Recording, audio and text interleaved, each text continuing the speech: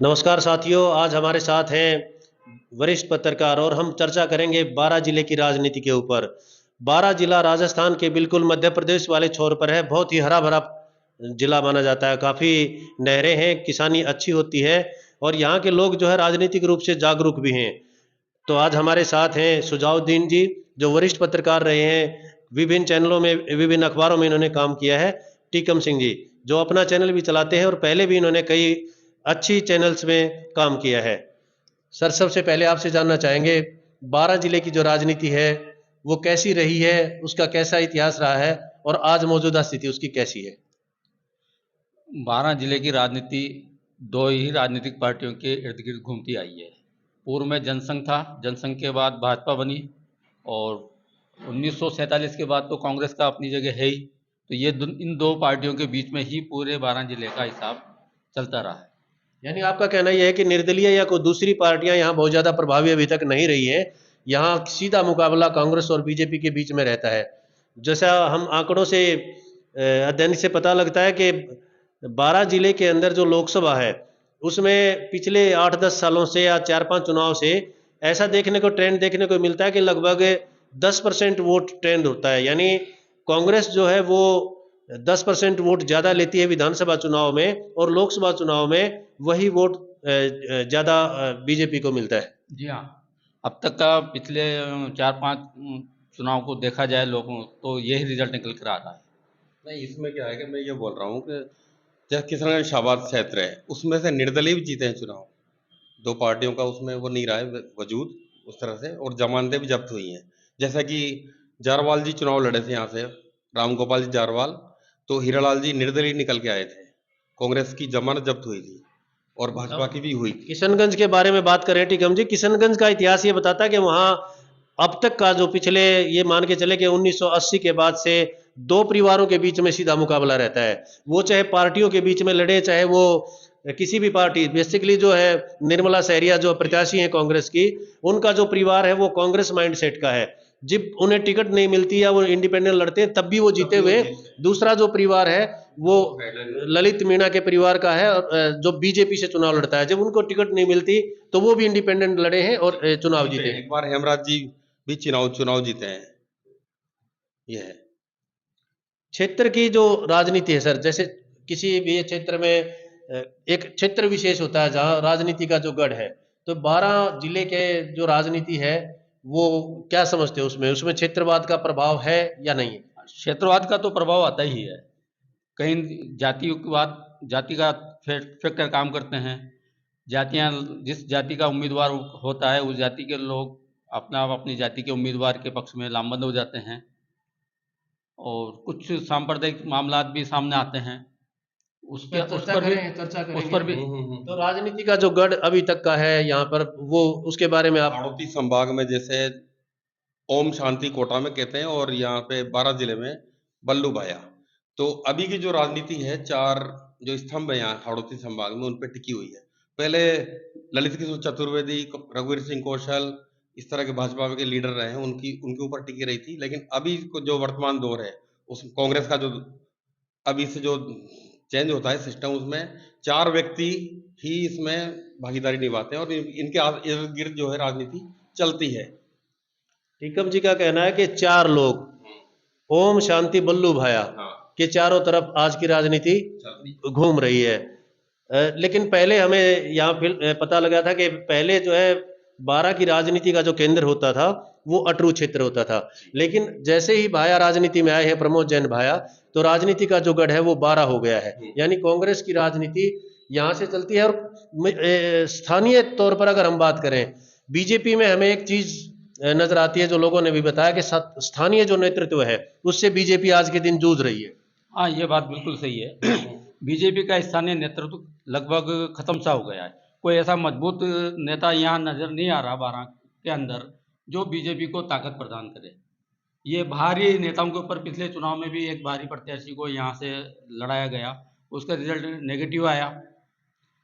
ये स्थिति अभी अंता विधानसभा में आ रही है। वहाँ भी इनके पास, बीजेपी के पास कोई कैंडिडेट नहीं था, वहाँ भी अभी बाहरी कैंडिडेट को लड़ाया जा रहा है।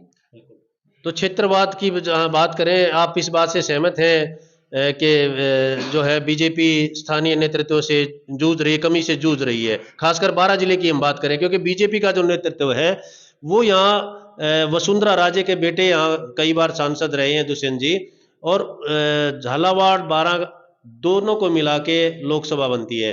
तो यहाँ बारां जिले में दोनों ही वरिष्ठ पत्रकारों का ये मानना है कि स्थानीय नेतृत्व की कमी है बीजेपी में। जी, कमी है, पूरी पूरी कमी है। और अभी ये हम क्षेत्रवाद की बात कर रहे हैं, लेकिन जातिवाद के तौर पे भी हम देखें तो मीणा समाज में जो उत्प्रेरित होते हैं लोग, जैसे कि अग्रेसिव होते हैं, कि उनको प्रतिनिधित्व नहीं दिया गया। तो अभी जो है इस वर्तमान दौर में, जैसे नरेश मीणा जो है अभी छबड़ा से लड़ रहे हैं, निर्दलीय लड़ रहे हैं, और 12 तो मीणा बाहुल्य थोड़ा सा है, इसे मीणा वोट करते हैं कांग्रेस को और भाजपा को भी करते हैं। लेकिन अंत में जो स्थिति है, करीबन वहां पे जो संख्या है वो 35 के लगभग है, 35,000 के लगभग मीणाओं की है। तो ये मीणा जो समाज है, समुदाय है, वो अपना राजनीति में अपना नेता खड़ा करना चाहता है। राजस्थान हाड़ौती संभाग में मीणाओं का भाजपा में वैसे एक ही नेता है, वो किरोड़लाल जी मीणा है, वो नेतृत्व करते हैं मीणा समाज का, और मीणा समाज के पीछे लामबंद भी हो जाता है। लेकिन हाड़ौती संभाग की हम बात करें तो राजस्थान का हाड़ौती संभाग जो ऐसा है उसमें मीणा का नेतृत्व नहीं है, तो नया नेतृत्व पैदा करना चाहते हैं। पूर्व में जो सांसद रहे थे रामनारायण जी मीणा, वो सांसद थे, तो उनके पीछे राजनीति चलती थी मीणाओं की, लेकिन अभी कोई नेता उसमें पैदा नहीं है। टीकम जी का कहना है कि राजनीति में जाति काफी महत्वपूर्ण है, और यहाँ इस क्षेत्र में मीणा, धाकड़, सैनी, ये 3 जातियां, और एक किशनगंज सीट के ऊपर सहरिया जाति जो है वो काफी महत्वपूर्ण है, संख्या में बहुल है। एक सामान्य बात यहाँ लोगों में सुनी जाती है कि मीणा जो है पॉलिटिक्स को लेकर एग्रेसिव है, वो अपनी राजनीतिक, मीणा ने जो है एसटी के आरक्षण के बाद में नौकरियां काफी पाई हैं, खेती भी अच्छी तरीके से कर रहे हैं, आज वो राजनीति में भी अपनी भागीदारी चाहते हैं। और लेकिन यहाँ बड़ी बात यह है कि मीणाज को आम जनता के बारे में बोला जाता है, लोगों के द्वारा बोला जाता है कि मीणा को वोट कम चढ़ता है दूसरी जातियों का। क्या इस बात से आप सहमत हैं? नहीं, ऐसी बात नहीं है। मीणाओं को वोट जाता भी है, लेकिन व्यक्ति को देख के जाता है। जैसे रामनारायण जी मीणा से सांसद लड़े थे, वो सांसद ही बने यहाँ से, कोटा बूंदी 12 जो सीट थी लोकसभा की, उसमें सांसद ही बने। ऐसा नहीं है कि उन्होंने मीणाओं को वोट नहीं जाता है, लेकिन आपराधिक छवि वालों को दरकिनार किया जाता है। जैसे कि अभी हेमराज जी मीणा पूर्व विधायक जो किशनगंज शाहबाद से है, तो उनका एक इमेज अलग क्रिएट है, वो ज्यादा बोलते हैं और अनर्गल बोलते हैं। हाँ, उनकी एक स्टेटमेंट भी थी सहरिया जाति के लिए कि भाई सहरिया अगर कोई भी यहाँ कर्मचारी भी होगा तो मैं उनको यहाँ नहीं रुकने दूंगा। देख लूंगा, एक एक को देख लूंगा। तो आपका जो आपराधिक और बाहरी का जो इशारा था, क्या वो अंता की कंवरलाल मीणा की तरफ तो नहीं है? उनके ऊपर कई आपराधिक मामले दर्ज हैं। एक पूर्व IAS अरुणा राय है, उन्होंने भी उनके जो यात्रा थी उस पर हमला करवाया था। एक SDM के मामले में, उसमें यह है कि जवाबदेही कानून बनाने के लिए एक अरुणा राय जी जो थी, उनके नेतृत्व में एक यात्रा निकाली जा रही थी। उसमें कंवरलाल जी मीणा ने उनके जो पत्रकार थे, समाज सेवी थे, उनके ऊपर हमला करवाया था। उसमें वो सजा याफ्ता भी हो चुके हैं, सजा मिल चुकी है उनको, और वो अभी अपील में है। तो इस तरह के यहाँ भी स्टेटमेंट दिया है, एक चुनावी सभा में दिया, और PM की सभा में जो अभी हुई है 2 दिन पहले, उसमें मंच से PM की मौजूदगी में, मोदी की मौजूदगी में, वो भी वही बयानबाजी जो जिस तरह से सभा में दी, वो इलाज करने की, इस तरह की, तो इस तरह का धमकी भरा अंदाज चुनावी सभा में, तो ये यही कारण है कि दूसरी जातियों के लोग थोड़ा सा गैप रखते हैं। और इस तरह के जो लोग हैं, अपराधी किस्म के लोग जो राजनीति में नहीं आना चाहे, नहीं आने दे, तो इस तरह के हमारे जैसे लोग हैं, समाज सेवी लोग हैं, जो पत्रकार हैं, और समाज के जो लोग हैं, जो शांति प्रिय लोग हैं, वो अपराधियों को पसंद करता ही नहीं करेंगे। सुदाव जी ने बात की थी पार्टीगत राजनीति की, जिसमें बीजेपी काफी यहाँ रही है, यानी दोनों पार्टियों का, बीजेपी और कांग्रेस का आमने सामने का मुकाबला रहा है। लेकिन उस क्षेत्र में, आधे क्षेत्र में बीजेपी ज्यादा प्रभाव रखती है, इस क्षेत्र में कांग्रेस का विधानसभा चुनाव में काफी प्रभाव रहा है। क्या यहाँ नेतागत लेकर सेंट्रल नेताओं की या CM गत भी वोटिंग होती है? जैसे वसुंधरा का इलाका है और मीडिया रिपोर्ट्स के अनुसार और चुनावी जनसभाओं में भी हमें देखने को मिला है कि वसुंधरा को इग्नोर किया जा रहा है बीजेपी में। मुख्यमंत्री भी घोषित नहीं किया है, प्राइम मिनिस्टर ने भी यही कहा है, और बीजेपी का जो एजेंडा है उसमें भी यही है कि हम फूल, कमल के फूल को ही मुख्यमंत्री मानेंगे, हमने कोई कैंडिडेट नहीं करना है। तो वसुंधरा को मुख्यमंत्री घोषित न करने का खामियाजा क्या बीजेपी को यहाँ भुगतना पड़ सकता है? कितना प्रभाव रखती है वसुंधरा जी? हाँ, ये बात तो सही है। ये 12 और झालावाड़ लोकसभा क्षेत्र वसुंधरा जी का एक घर माना जाता है, और वो इस बात को, वसुंधरा जी भी इस बात को कहती है कि ये मेरा गृह क्षेत्र है। तो स्वाभाविक है कि यहाँ के लोगों का उनसे दिली लगाव है, और इसी नाते जो विधानसभा की वोटिंग है और लोकसभा की वोटिंग है उसमें काफ़ी जो डिफरेंस आता है, 10 से 15% का जो वोटिंग का डिफरेंस आता है, उसका वसुंधरा जी से व्यक्तिगत लगाव के कारण ही डिफरेंस आता है। इसमें क्या है कि कितनी सीटों के ऊपर वसुंधरा जी को जो इग्नोर किया जा रहा है वो कितनी सीटों के ऊपर बीजेपी के रिजल्ट को प्रभावित कर सकता है? झालावाड़ लोकसभा ही नहीं, पूरे राजस्थान में वसुंधरा जी को दरकिनार किया जाना जो पार्टी के द्वारा किया गया, और पोस्टरों पे उनका चेहरा नहीं लगाया गया। पिछले 1 साल पहले भी पोस्टर लगाए गए थे, तो यहाँ पे उनका चेहरा नहीं लगाया गया।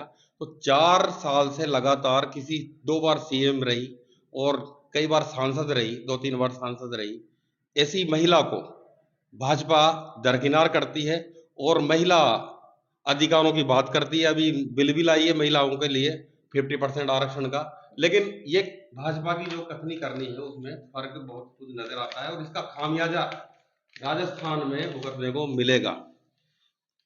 जहां पार्टीगत बात है, राजनीतिक जो परिदृश्य है उसमें जातियों का प्रभाव है, यहाँ धर्म का भी काफी प्रभाव है। बीजेपी जो है वो राम मंदिर और धारा 370 के ऊपर चुनावी मैदान में है, लेकिन यहाँ के जो स्थानीय कांग्रेस के नेता हैं, बीजेपी जितने धार्मिक कार्य करती है लगभग सभी कार्य प्रमोद जैन भाया ने भी किए हुए हैं। तो क्या धार्मिक मुद्दा यहाँ पर असर करेगा या ज्यादा नहीं करेगा?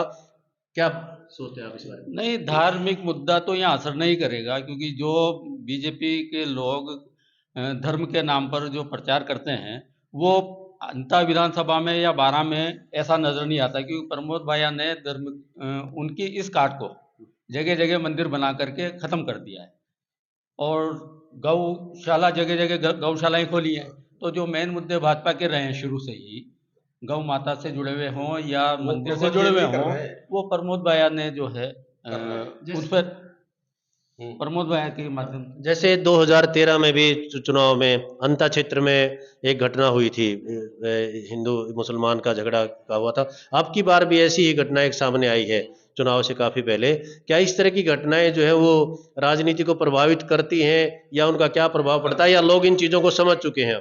करती हैं, और आज कोशिश की जा रही है करवाने की, यानी प्रभावित हो जाए, लेकिन आज की जनता पूरी समझ चुकी है।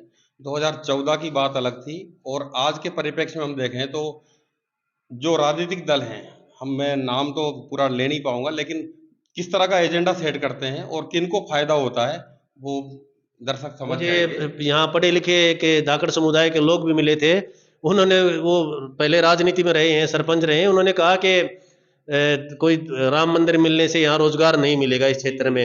राम मंदिर बना है, सबको खुशी होनी चाहिए, और भी धार्मिक स्थल बने, लेकिन राम मंदिर बनने से क्या फायदा हुआ? किन कैटेगरी को फायदा होगा? सिर्फ एक कैटेगरी है जो एक वर्ण है, उस वर्ण विशेष को फायदा होगा। क्या नौकरी नहीं मिलेगी, रोजगार SC ST को या किसी किसान को इस चीज का फायदा मिलेगा? नहीं मिलेगा, बिल्कुल भी नहीं मिलेगा, क्योंकि ये लोग जो है जातिगत तौर पे तो अपमानित करते आए हैं। जिनको मंदिर का फायदा है उनको ही मिलेगा, और जो लोग मंदिर के बाहर रहते हैं उनको फायदा कतई नहीं मिलेगा। और जिन लोगों को राम मंदिर बनने पर नौकरियां, क्या वो नौकरियां दे पाएंगे उन लोगों को? जैसे हमारे जैसे लोग हैं, SC ST के लोग हैं, उनको तो वही स्थिति पहले थी और आज भी यही रहे। बहुत बड़ा आंदोलन हुआ है अभी पिछले कुछ दिनों में। दिल्ली को लगभग 1.25 साल 1.5 साल तक किसानों ने अपने वहां पर लगा के रखा धरना, और बाद में नरेंद्र मोदी के द्वारा वो कानून वापस लिए गए। इस किसान आंदोलन का यहाँ पर कितना प्रभाव आप महसूस करते हैं? किसान आंदोलन का यहाँ भी काफ़ी प्रभाव है। ये पूरा 12 जिला जो है कृषि आधारित जिला है। नहरों का अच्छा जाल बिछा हुआ है यहाँ, और अधिकांश करीब 80% आबादी यहाँ खेती के ऊपर डिपेंड करती है। तो स्वाभाविक है कि यहाँ के जो किसान हैं या खेती किसानी करने वाले या इससे जुड़े हुए जो रोजगार के साधन हैं, वो उन लोगों में कहीं ना कहीं बदलाव है। जैसे राजस्थान का तो अलग टेंट काफी सारे लगे हुए थे किसान आंदोलन को जब हम कवर कर रहे थे, लेकिन वहां हाड़ौती, हमने पहली बार शब्द सुना था कि हाड़ौती के नाम से भी एक टेंट लगा हुआ था। आप एक बहुत ही जो उसको एसटी बहुल क्षेत्र हम कह सकते हैं और कृषि प्रधान जो इलाका है किशनगंज का, आप वहां से आते हैं, कितना प्रभाव महसूस करते हैं इस चुनाव के संदर्भ में कि कितना प्रभाव पड़ेगा? 12 जिला जो है अन्नपूर्णा नगरी के नाम से जाना जाता है और यहाँ पे धान, चावल, गेहूं सबसे ज्यादा उत्पादन होता है और वो आउट भी होता है, बाहर भी जाता है, यहाँ से आयात निर्यात होता है। और किसान आंदोलन की बात करें तो किसानों की जो शहादत हुई है, 750 किसान जो दिल्ली के बॉर्डर पे शहीद हुए हैं, वो 3 काले कानून, कृषि कानून बनाए थे मोदी सरकार ने, भाजपा सरकार ने। तो मोदी ने मुंह की भी खाई है और किसानों से पूरे देश से माफी मांगी है।